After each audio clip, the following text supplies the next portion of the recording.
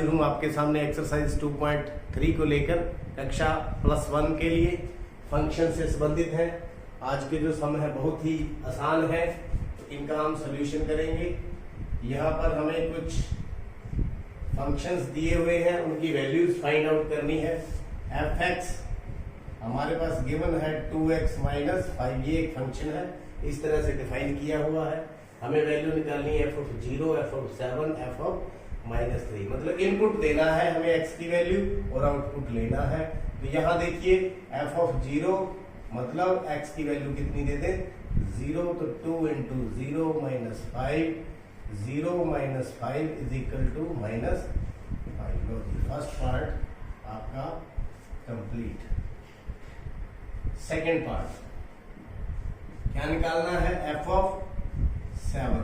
इसी फंक्शन में क्या करते, 7 पुट करते, 2 × 7 - 5, 14, 14 - 5 = 9। तो f(7) कितना आ गया, 9। मेरे ख्याल में बड़ा आसान है। इनपुट दो, आउटपुट लो, फंक्शन है वो अपना काम कर रहा है। f(-3), इनपुट कितनी देनी है यहाँ पे, -3, तो 2 × -3 - 5, तो -6 - 5 = -11। तो दिस इज द आंसर। आपके तीनों पार्ट पूरे। आगे चलते हैं, क्वेश्चन नंबर 4 ऐसा ही है लगभग। यहाँ एक फंक्शन t है जो मैप्स है tc = 9c/5 + 32 फॉर्मेट में कन्वर्ट करने के लिए है। तो देखिए यहाँ पर फंक्शन हमारे पास t की फॉर्म में है tc 9c/5 + 32। तो फर्स्ट पार्ट देखिए t(0), मतलब c की वैल्यू कितनी दे दे हम यहाँ पर 0। 9 × 0/5 + 32, 0 +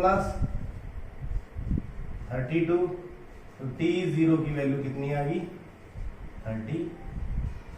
ये भी मेरे ख्याल में आपको समझ आ गया।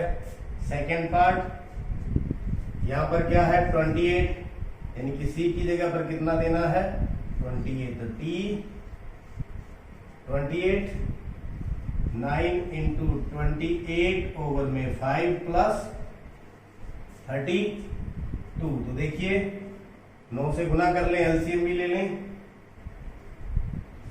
9 × 8 = 72, 72 7 हो गया, 18 और 7 25, प्लस 32 को 5 से कर लें, 32 × 5 = 160। तो कितना आ गया ये 2, 6 और 5 11, 2 3 4 412/5। तो ये आपका उत्तर। तो t28 कितना आ गया 412/5। आगे है t - 10।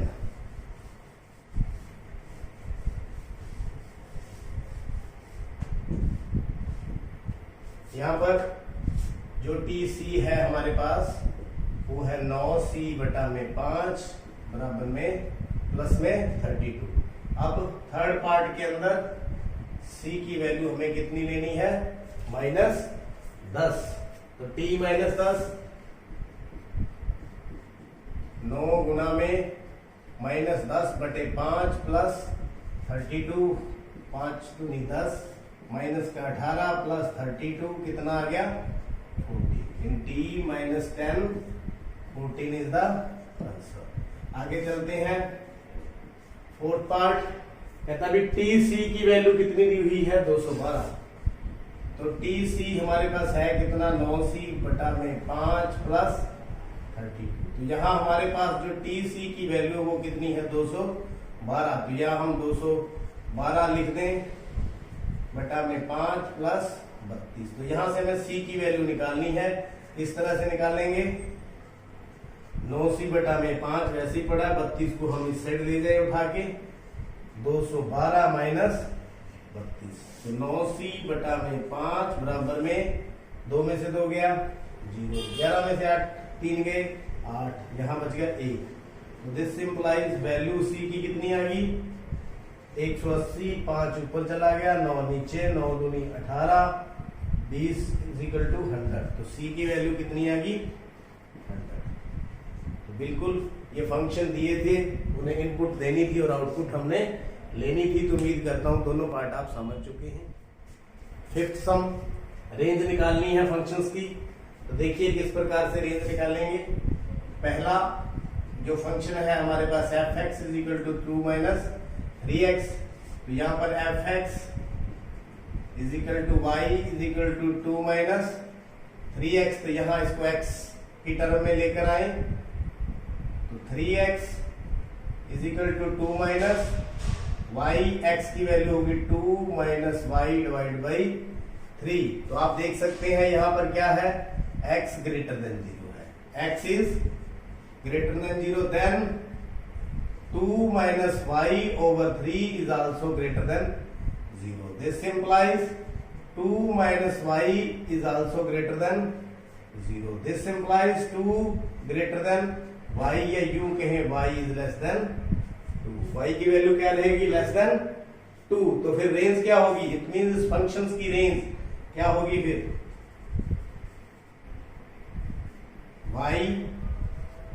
y belongs to R and y is less than 2. I think clear, क्योंकि y की वैल्यू, फंक्शन की वैल्यू कितनी आ गई, लेस देन 2, तो ये रेंज इसकी होगी लेस देन 2. अगला है second part, f x is equal to x square plus 2 and x belongs to r, मतलब एनी रियल नंबर. तो y f x is equal to y x square plus 2, x square की value होगी y minus 2, तो x की value होगी यहाँ पर y minus 2 का under root.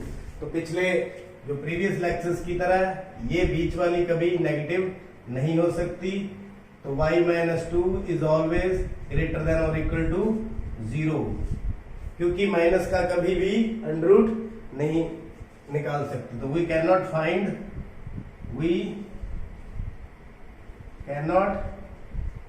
Find under root of negative values. तो ये हो गया, it means y is greater than 2. तो आप देख सकते हैं आपके सामने है, तो इसकी रेंज फिर y belongs to R and y is greater than equal to 2.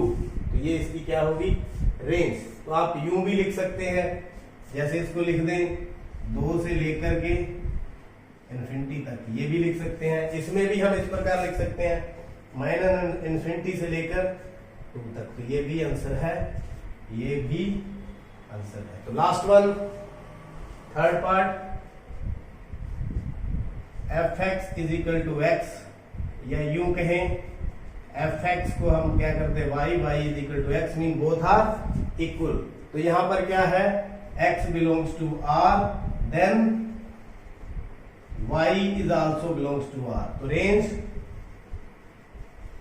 क्या होगी, y belongs to r. This is the answer. तो उम्मीद करता हूं जो कि रेंज किस तरह से निकाली जाती है आपको अच्छी तरह से समझ आ गई होगी.